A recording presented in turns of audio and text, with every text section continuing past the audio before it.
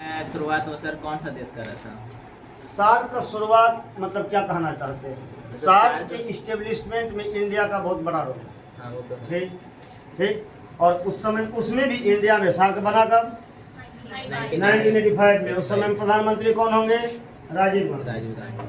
ठीक, तो कह सकते हैं कि राजीव गांधी ने रीजनल ऑर्गेनाइजेशन की ज़रूरत को समझा और उसने, क्योंकि उस समय में हम देख रहे हैं कि सेकेंड वर्ल्ड जब कोल्ड वार खत्म होता है उसके बाद तो देखते हैं ढेर सारे रीजनल ऑर्गेनाइजेशन आते हैं। क्यों आते हैं? उसका रीजन है कि क्योंकि अमेरिकी डोमिनेंस से सबको बचना है। उसी अमेरिकन डोमिनेंस से बचने के लिए साथ ही लुक ईस्ट पॉलिसी। कौन सी पॉलिसी? Look east. सार्क किधर है? सार्क ईस्ट में है, आसियान ईस्ट में है। तो लुक ईस्ट पॉलिसी को स्ट्रॉन्ग करने के लिए इंडिया ने सार्क जैसे ऑर्गेनाइजेशन को बनाने की कोशिश की। बेनिफिट भी हुआ, लेकिन बाद में अगर इंडिया उस पर और ध्यान देता था तो और ज़्यादा बेनिफिटेड हो सकता। तो इसका सबसे पहला मतलब जो स्टेट नहीं, पहला मेंबर इंडिया नहीं हुआ। इंडिया ने इनिशिएट किया। इंडिया जब इनिशिएट किया तो बांग्लादेश, श्रीलंका, अफगानिस्तान, भूटान, अफगानिस्तान तो बाद में जुटा है, हाँ, और ये सब सारे लोग बोले कि नहीं, हम रीजनल ऑर्गेनाइजेशन में इंडिया की लीडरशिप में हम तैयार हैं। बस इंडिया वहाँ से साथ स्टार्ट हो गई। सर सबसे पहला मतलब कोई तो मतलब सर सबसे पहला देश कौन सा था? मतलब पहला देश यहाँ नहीं होगा कि जैसे आसियान बना। आसियान बना तो 6 कंट्री ने एक साथ क्या किया? साइन किया। यूरोपीय यूनियन बना तो 6 देश ने एक साथ साइन किया। उसी तरह से जब ये आसियान बना तो पहले एक सारे देश आपस में बात करेंगे।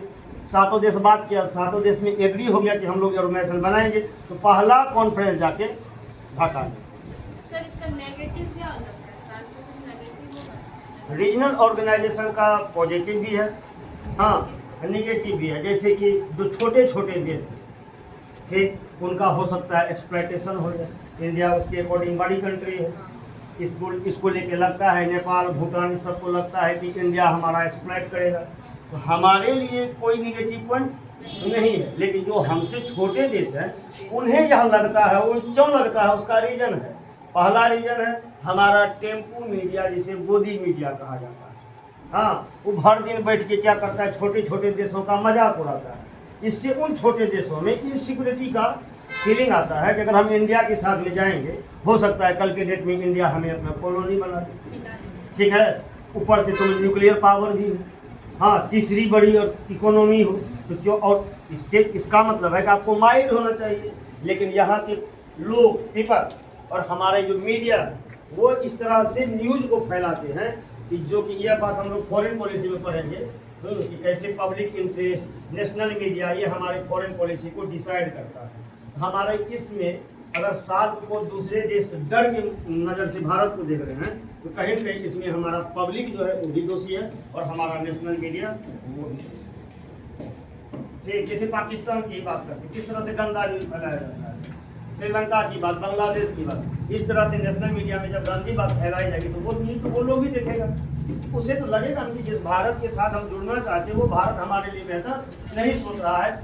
ऐसा भी हो सकता है कल के डेट में भारत इनकोरेज कर दे उसको। इसीलिए यह हमारे लिए निगेटिव नहीं था, हमारे लिए सार्क पॉजिटिव। इसलिए हमें चाहिए था कि सार्क को, आसियान को और ज़्यादा स्ट्रॉन्ग बनाते ताकि हम लुक ईस्ट, जो कि अब एक्ट ईस्ट में बदल चुका है, उससे हम भरपूर बेनिफिट ले सकते। लेकिन एक्ट ईस्ट पॉलिसी तो हमने बना दिया, लेकिन जब बेनिफिट लेने की बात आई तो हमारा झुकाव किधर चला गया? वेस्ट की तरफ, अमेरिका की। ये एक गड़बड़। नेक्स्ट